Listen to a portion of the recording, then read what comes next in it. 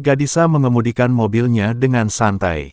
Mobil Honda HR-V putih itu meluncur tenang melintasi Jalan Kaharudin Nasution, kawasan Marpoyan Pekanbaru, lalu berbelok ke Jalan Jenderal Sudirman yang padat. Ia melirik Romeo yang hanya diam sambil bersidekap di tempat duduknya.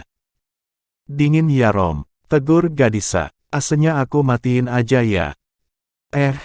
Enggak dingin kok," sahut Romeo, lalu bungkam. "Diam lagi deh." Gadisa tersenyum geli. Dalam pengamatannya, sejak masuk ke mobil, Romeo hanya diam dan duduk dengan raut wajah tegang. Pahlawan penyelamatku. "Gimana skripsinya Rom?" Gadisa mencoba mencairkan suasana. "Masih nyari data buat penelitian," sahut Romeo, menarik nafas dalam-dalam dan diam sejenak. "Kamu sendiri gimana?" "Apanya?" Gadisa balik bertanya, pura-pura tak mengerti arah pertanyaan Romeo. "Ya, skripsi kamu," jawab Romeo gusar. "Kenapa dengan skripsiku?" Gadisa mencoba bercanda, dan tergelak dalam hati. Romeo tertegun, menoleh ke arah Gadisa, hanya sejenak, lalu menarik pandangannya lagi. "Kamu ngerjain aku ya?" Senyumnya terkulum, ketegangannya mulai memudar. "Abis dari tadi kamu diam terus sih," Gadisa menggigit bibirnya, menahan tawa, tapi masih tetap fokus menyetir dengan tenang. Romeo tertawa, walaupun masih terdengar canggung. "Memangnya kenapa, kalau aku diam terus?" "Nggak kenapa-napa sih. Hanya saja diriku seperti berada dalam mobil yang penuh dengan kebisuan," jawab Gadisa sambil mengetuk-ngetuk setir mobilnya. Romeo berdecak. Bahasanya nyastra banget nih." "Salah sendiri, kenapa dirimu larut dalam kebisuan yang tak berujung dan berpangkal?" Habis berkata Gadisa langsung menutup mulut, dan ia tak dapat lagi menahan tawanya ketika melihat raut wajah aneh yang ditampakkan Romeo. "Gokil," dan Romeo ikut tertawa. Ketegangannya hilang tak bersisa. "Tempat tinggalmu yang sekarang dekat sama rumah Bella ya?" tanya Gadisa tiba-tiba. Tawa Romeo langsung lenyap. "Kok kamu tahu?" ia balik bertanya dengan sebelah alis terangkat.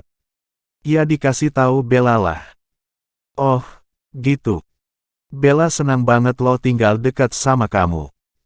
Dahi Romeo berkerut. "Kok? Bella juga yang kasih tahu?" kata Gadisa seakan tahu apa yang ada di benak Romeo. Sudah jadi rahasia umum di kampus, kalau Bella suka pada Romeo. Termasuk Gadisa, ia juga tahu kalau Bella menyukai Romeo. Dan sebelumnya, kecuali Bona, Randi, Momoy dan Edo, tak ada anak-anak kampus yang tahu kalau Romeo suka sama Gadisa. Tapi tak lama lagi, setelah celetukan usil mulutnya saat di kelas tadi, perasaan sukanya kepada Gadisa juga akan segera menjadi rahasia umum, seperti rasa suka Bella terhadapnya. Untung tadi Bella tidak berada di kelas itu, karena ia mengambil mata kuliah yang sama dengan dosen lain. Kalau tidak, gadis itu pasti akan terluka hatinya, karena tahu bahwa ternyata sang pemuda pujaannya, Romeo, menyukai Gadisa. Batin Romeo mengeluh. Bella, kamu gadis baik, tapi kamu hanya bisa jadi teman baikku, tak lebih." "Ngelamunin Bella ya?" tebak Gadisa sambil tersenyum tipis. "Hei, betapa mudahnya dia menebak isi pikiranku." Romeo menghela nafas panjang. Enggak lagi ngelamunin siapa-siapa," elaknya. Gadisa mengangkat bahu dan tetap konsen menyetir. Mereka berdua larut lagi dalam kebisuan, hingga mobil itu berhenti di depan toko tempat Romeo bekerja. Romeo keluar dari mobil. "Makasih ya Disa tumpangannya." "Mas-sama, aku pulang ya," kata Gadisa, menampakkan senyumnya. "Manis banget senyumanmu, kekasih hatiku." Romeo balas tersenyum. "Hati-hati, assalamualaikum." "Ya, waalaikumsalam," dan mobil Honda HR-V putih itu pun bergerak pelan. "Cerah kali muka kau Rom," sapa Poltak, tukang parkir yang tiap hari mangkal di depan toko tempat Romeo bekerja. Biasa aja bang." "Yang tadi itu cewek kau Rom. Keren kali mobilnya, sama kerennya dengan cewek itu." "Hehehe. Bukan bang, teman," sahut Romeo. "Oh, kukira dia cewek kau. Tapi bolehlah nanti kau sampaikan salamku untuk cewek itu. Hehehe. Romeo tak menanggapi, hanya ikut tertawa. Aku ke dalam dulu bang, katanya sambil melangkah ke dalam toko. Dijawab Poltak dengan pekik peluitnya. Prit, ia berlari mengejar mobil yang hendak keluar parkiran. Hoi, tunggu uang parkirnya. Assalamualaikum, sapa Romeo ketika masuk ke dalam toko yang menjual pakaian itu. Waalaikumsalam, jawab Abdel, anak bosnya. Rom, kau langsung aja ke atas, ditunggu abah. Oh, Romeo langsung berjalan cepat menuju tangga ke lantai atas. Assalamualaikum Pak, sapanya kepada Pak Salman, pria berumur sekitar 50-an tahun, yang duduk di depan meja sambil menekuni setumpuk berkas-berkas transaksi. Waalaikumsalam, jawab pria gemuk berkaos putih itu, meletakkan berkas-berkasnya dan membuka kacamatanya. Duduk sini Rom. Iya Pak, Romeo duduk dengan jantung yang agak berdegup kencang, sebab biasanya bosnya itu memanggilnya ke ruang atas hanya pada saat memberikan gajinya. Tapi baru 2 minggu yang lalu ia gajian. Aku ada salah apa ya? Pikirnya, mencoba mengingat-ingat. Rom, kau sudah berapa lama kerja di sini? Tanya Pak Salman. 3 tahun lebih Pak, jawab Romeo cepat. Ia selalu ingat, ia mulai kerja di toko pakaian Pak Salman 2 bulan sebelum ia memasuki kuliah semester 1, dan sekarang ia sudah memasuki semester 7. Tiba-tiba raut wajah Pak Salman terlihat muram. Dalam waktu selama itu, saya minta maaf kalau saya pernah menyinggung perasaanmu. Romeo terkejut mendengar perkataan Pak Salman. Di matanya Pak Salman adalah sosok yang bijaksana. Walaupun kadang-kadang pria itu pernah memarahinya, tapi ia menganggap kemarahan Pak Salman adalah murni kemarahan orang tua kepada anaknya. Wah, Bapak tak pernah menyinggung perasaan saya. Saya sudah menganggap Bapak seperti orang tua saya sendiri. Membuat wajah Pak Salman semakin muram. Sesaat pria itu tak sanggup berkata-kata. Ia terlihat gelisah sambil menggosok-gosokkan kedua telapak tangannya. Romeo semakin heran dengan sikap yang ditunjukkan bosnya itu. Malahan, saya yang mungkin sering menyusahkan Bapak. Pak Salman terpekur sejenak, menarik nafas berat. Rom, kau tahu kan, kalau usaha kita sedang mengalami kemunduran parah. Pikiran Romeo mulai menangkap arah perkataan Pak Salman. Detak jantungnya semakin mengencang, mengingat bahwa sebelumnya sudah 2 orang karyawan di toko itu yang telah diberhentikan oleh Pak Salman dengan alasan efisiensi. Dan ia bisa saja menjadi karyawan berikutnya sekaligus terakhir yang akan diberhentikan juga. Pak Salman berkata lagi, sekarang, orang-orang sudah enggan berbelanja ke toko. Mereka lebih memilih berbelanja via online di marketplace. Omset kita jauh menurun. Romeo membeku di tempatnya. Ia yakin dugaan yang sedang berputar-putar di pikirannya tak akan meleset. Beberapa saat lagi aku akan jadi pengangguran. Maaf Rom, saya terpaksa memberhentikanmu, karena saya sudah tidak sanggup lagi meneruskan usaha ini. Isi toko ini akan saya lelang, dan toko ini akan saya sewakan kepada orang lain. Mata Pak Salman terlihat berkaca-kaca. Ia menarik sebuah amplop dari laci mejanya. Romeo, kau karyawan yang baik dan jujur.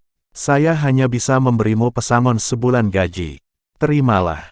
Romeo masih membeku di tempatnya, dengan kepala tertunduk menatap meja, tak kuasa tangannya menyambut uluran amplop itu. Minggu depan aku harus bayar uang semesteran, belum lagi uang untuk persiapan ujian seminar proposal yang segera menyusul. Tak mungkin aku harus minta sama Bunda.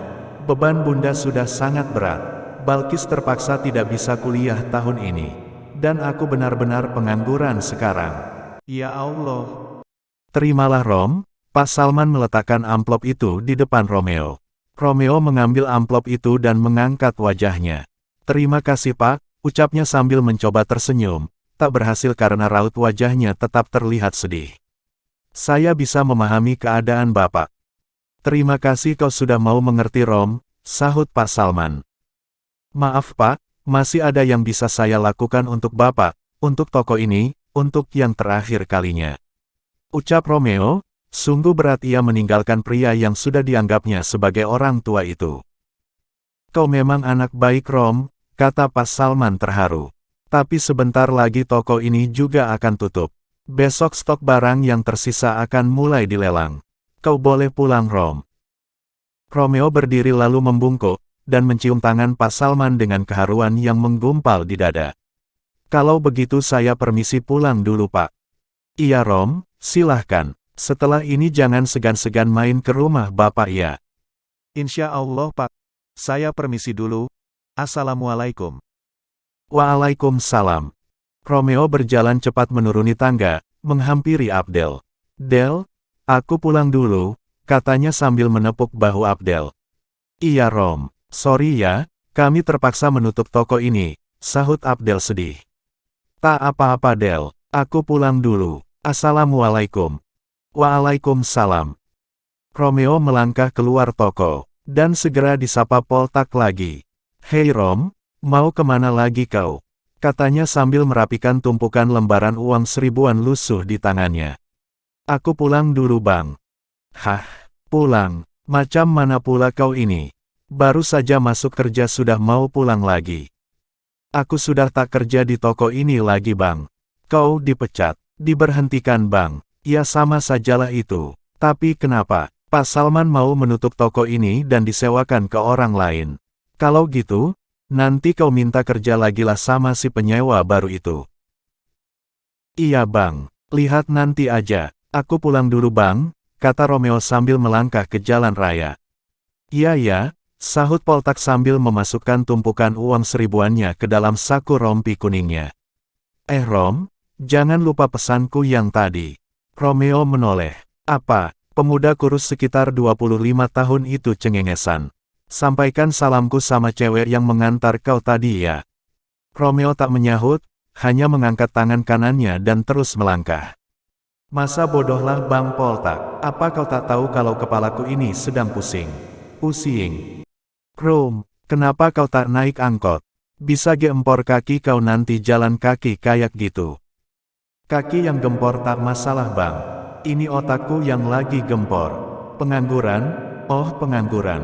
Nasib, oh nasib. Batinnya rusuh. Romeo terus berjalan menyusuri jalan Ahmad Yani, tak memedulikan Poltak yang masih betah meneriakinya.